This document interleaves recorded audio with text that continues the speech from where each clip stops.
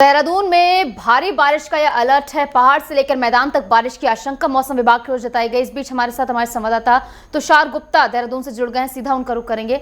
तुषार, फिलहाल लगातार 3 जिलों में जो है मौसम को लेकर येलो अलर्ट जारी किया गया। बागेश्वर, देहरादून और नैनीताल में येलो अलर्ट है, और बाकी इलाकों का क्या कुछ हाल है, क्या कुछ कहना है मौसम विभाग का?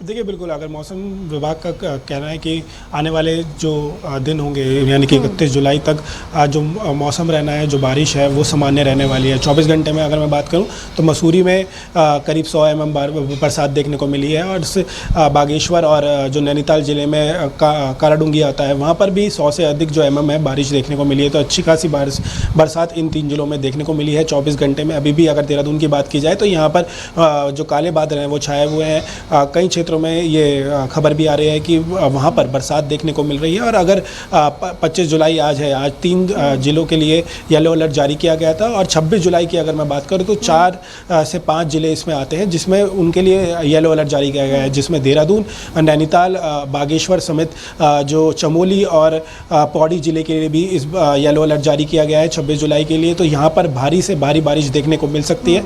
वहीं अगर चमोली की बात की जाए, क्योंकि कल का अलर्ट है, ऐसे में जो चारधाम जाने वाले यात्री हैं उनको विशेष हिदायत दी गई है, कृपया मौसम के अनुकूल यात्रा करें। बताया जा रहा था कि कुछ देर पहले जो बद्रीनाथ हाईवे है वो भूस्खलन के कारण बाधित हो चुका था। जो यात्री हैं वो फिलहाल वहाँ पर फंस चुके हैं। लगातार जो जेसीबी है और साथ साथ की मदद से वहाँ पर जो भूस्खलन है वो हटाया जा रहा है। कई अभी भी बताया जा रहे हैं कि 100 से अधिक जो सड़कें हैं प्रदेश भर में वो अभी बाधित बताई जा रही है, जिसमें राज्य मार्ग हैं, जिसमें ग्रामीण मार्ग हैं, और ग्रामीण मार्ग सबसे मुश्किल होते हैं खोलने। ऐसे में क्योंकि कनेक्टिविटी उनसे पूरी तरह से टूट जाती है। कहीं जो फूड सप्लाईज होते हैं वो सरकार द्वारा, जिला प्रशासन द्वारा पैदल मार्ग से भेजे जाते हैं। तो ऐसे में कहा जा सकता है कि जो अभी फिलहाल 31 जुलाई तक यही कहा गया है कि जो मौसम रहने वाला है सामान्य बारिश देखने को मिलेगी, और देहरादून, नैनीताल, बागेश्वर, चमोली और पौड़ी में अत्यधिक बरसात देखने को मिल सकती है। तो ऐसे में जो पहाड़ी सफ़र कर रहे हैं उनको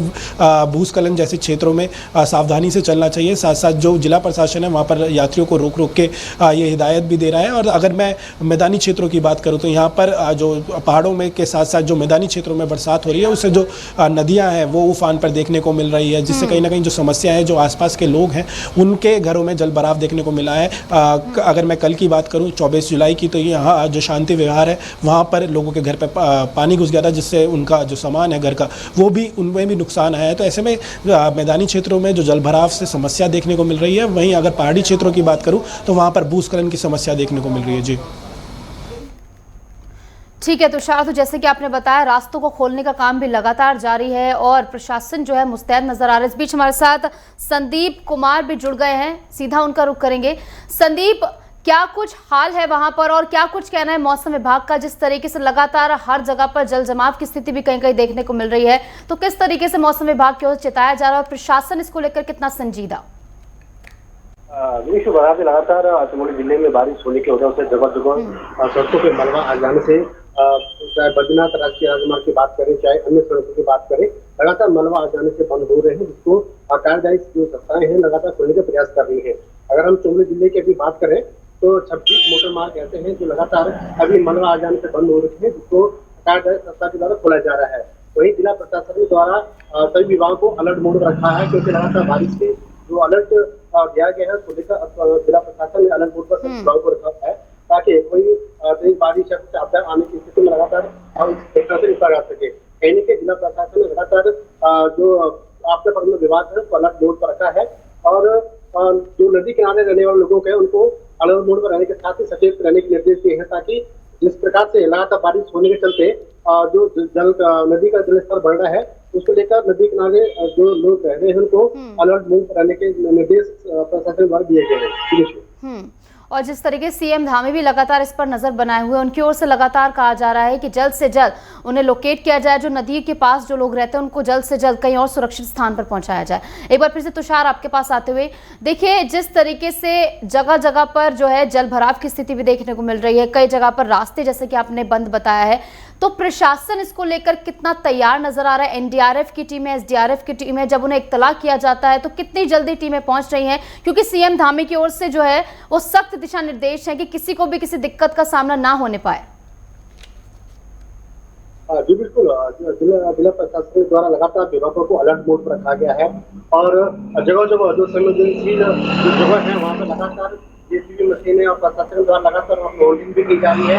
जो कार्य संस्था है, चाहे बिहार हो, एनएच है, लगातार वहाँ पे मशीनें वहाँ पे रखी गई है। चाहे हम पातालगंगा की बात करें, चाहे हम गुलाबकोटी की बात करें, जहाँ पे लगातार प्लाटिंग हो रही है, वहाँ पे मशीन तैनात की गई है। जिला प्रशासन द्वारा लगातार जो विभाग है, जो आपदा प्रबंधन विभाग हो, चाहे उसके जो कोऑर्डिनेट विभाग है, वो सबको अलर्ट मोड पर रहने के निर्देश विभाग के द्वारा दिया गया है। और जो नदी किनारे जिस प्रकार से लगातार बारिश हो रही है और नदी का जलस्तर बढ़ रहा है, चाहे बद्रीनाथ के किनारे की बात करें, चाहे नालागंगा की बात करें, लगातार जलस्तर बढ़ रहा है। उसको लेकर प्रशासन ने नदी किनारे जो लोग रह रहे हैं उनको अलर्ट मोड पर रहने के निर्देश दिए हैं। लगातार प्रशासन द्वारा अनाउंसमेंट के माध्यम से भी उनको अलर्ट किया जा रहा है।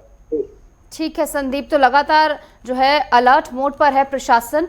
अब तुषार आपके पास आते हुए, देखिए तुषार, जिस तरीके से हम इस बारे में ये जिक्र कर रहे थे कि प्रशासन जो है उसको संजीदा होने की बहुत ज़्यादा ज़रूरत है, क्योंकि बार बार ऐसी स्थिति बनती है कि सड़कें जो है जाम हो जाती है और कई कांवड़िए भी इसके चलते फंस गए थे, जैसे कि खबरें सामने है, जिसके बाद एनडीआरएफ और एसडीआरएफ की टीमें वहाँ पर पहुंची थी और उन्हें जल्द से जल्द वहाँ से निकाला गया था।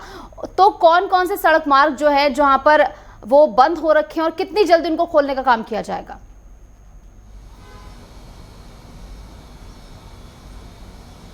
देखिए, अगर 24 घंटों की बात की जाए तो अभी 100 से अधिक राज्य मार्ग, ग्रामीण मार्ग समेत छोटे मोटे मार्ग बताए जा रहे हैं, जो कहीं ना कहीं जो सरकार के लिए गंभीर विषय बन चुका है। लगातार ये देखा गया है हर साल की जो उत्तराखंड है वो आपदा से जूझता है और ऐसे में कोशिश ये की जाती है जो रिस्पांस टाइम है उसे तेज़ किया जाए, ताकि जो मदद है वो जल्द से जल्द लोगों तक पहुँच सके। और इसी के तहत मुख्यमंत्री पुष्कर सिंह धामी भी लगातार आपदा प्रबंधन का कार्यालय है देहरादून में, वहाँ पर पहुंचकर यही दिशा निर्देश दिए जाते हैं कि हम किस तरह रिस्पांस टाइम अपना कम कर सकते हैं, जहां पर ज़रूरत है हम किस तरह से जो टीमें हैं वो पहुंचाई जा सकती है। इस बार ये खास बात रही कि 3 हेलीकॉप्टर्स यहां पर तैनात किए गए। अगर बड़े रेस्क्यू ऑपरेशन की ज़रूरत होगी तो उसके लिए 3 हेलीकॉप्टर्स फिलहाल रिजर्व में रखे गए हैं। तो कोशिश यही रहेगी पूरी सरकार की भी कि जो पहाड़ी इलाकों में लगातार मलबा गिरने से जो भूस्खलन हो रहा है और राज्य मार्ग बाधित हो रहे हैं, उसे लगातार इसके रिस्पॉन्स टाइम को कम किया जाए, क्योंकि 4 धाम यात्रा भी गतिमान है और कांवड़ यात्रा भी चल रही है। क्योंकि कांवड़ यात्रा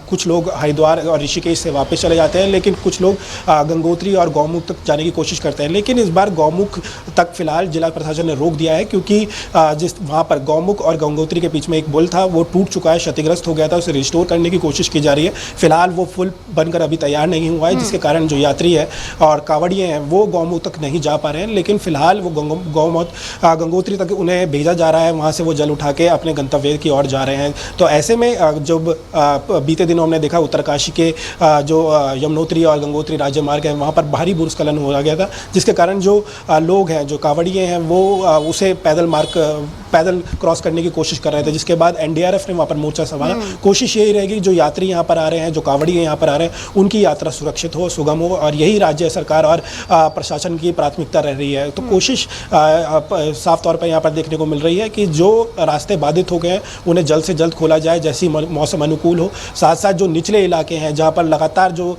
जलस्तर नदियों का बढ़ता हुआ नजर आ रहा है, तो आसपास के लोगों को अलर्ट किया जाए। अगर ज़रूरत पड़ रही है तो उन्हें सुरक्षित जगह मूव किया जाए। तो कहीं ना कहीं सरकार गंभीर है, क्योंकि हर साल यहाँ पर आपदा से करोड़ों रुपए का नुकसान होता है। कोशिश यह रहती है कि हर साल यहाँ पर कम नुकसान हो और उसका जो रिस्टोरेशन है, जितनी भी राज्य मार्ग इसमें टूटते हैं, जितना भी नुकसान आम जनमानस को देखने को मिलता है, क्योंकि पिछले वर्ष हमने देखा कि हरिद्वार में बाढ़ आने की वजह से करोड़ रुपए का नुकसान हो रहा है। इस दौरान जुलाई के पहले महीने में हमने देखा कि कुमाऊं के जो निचले इलाके, चाहे वो सितारगंज हो, उधम सिंह नगर हो या फिर हल्द्वानी जैसे क्षेत्र हो, वहाँ पर बाढ़ जैसी स्थिति बन गई थी, जिसमें 300 से अधिक जो लोग हैं उनको एनडीआरएफ और एसडीआरएफ और जिला प्रशासन ने रेस्क्यू किया था। तो ऐसे में जो निचले इलाके हैं वहाँ पर बाढ़ जैसी स्थिति हो जाती है। फिलहाल मौसम विभाग का ये कहना है कि 31 जुलाई तक सामान्य जो मौसम रहने वाला है, और अगर पूरे महीने जुलाई की बात करूँ तो 1% अधिक बरसात देखने को मिली है। तो ऐसे में कहा जा रहा है कि 31 जुलाई तक मौसम अनुकूल रहना है। कल के लिए 5 जिलों के लिए अलर्ट जारी किया गया है, जिसमें देहरादून, चमोली, आपका नैनीताल और साथ साथ कई ऐसे जिले हैं जहां पर भारी से भारी बारिश हो सकती है। तो ऐसे में कोशिश, प्राथमिकता यही रहेगी कि लोगों को जन जागरूकता के तहत अलर्ट किया जाए और साथ साथ जो यात्री हैं उनकी यात्रा और सुरक्षित बनाई जाए। ठीक है, तो शायद ज़्यादा से ज़्यादा लोगों को यहाँ पर जो है वो सुरक्षित स्थानों पर पहुंचाने का प्रयास किया जा रहा है, खासकर वो लोग जो कि नदिया किनारों के पास रहते हैं। इस बीच हमारे साथ लगातार संदीप भी बने हुए, आपके पास आते हुए संदीप, देखिए जिस तरीके से हम इस बात का जिक्र तुषार भी कर रहे थे कि भारी आपदा के चलते यहाँ पर संपत्ति का नुकसान होता है, सड़कें टूट जाती हैं, और इसी को देखते हुए केंद्र सरकार की ओर से विशेष राहत आपदा राहत पैकेज जो है वो मुहैया कराया गया है राज्य सरकार को। तो इसके क्या कुछ मायने, क्या कुछ फायदा इससे मिलने वाला है? हाँ जी बिल्कुल, लगातार जब नुकसान होता है, संपत्ति को नुकसान होता है, कहीं ना कहीं जो बरसात की वजह से जो नुकसान लोगों को होता है, क्योंकि जो जो जो ये फंड रिलीज किया गया है तो कहीं ना कहीं ये फायदेमंद ही साबित है, क्योंकि लगातार जो नुकसान होता है भरपाई करने के लिए जो। ठीक है संदीप, तो फिलहाल लगातार सरकार की ओर से जो है प्रयास किया जा रहा है, खासकर उन इलाकों में एनडीआरएफ एसडीआरएफ की टीमें जो हैं अलर्ट मोड पर रखी गई हैं जहां पर ज्यादा बाढ़ का खतरा है या फिर भूस्खलन का खतरा बना हुआ है। फिलहाल बहुत बहुत शुक्रिया आप दोनों का हमारे साथ जुड़ने के लिए और तमाम जानकारी हमारे साथ साझा करने के लिए।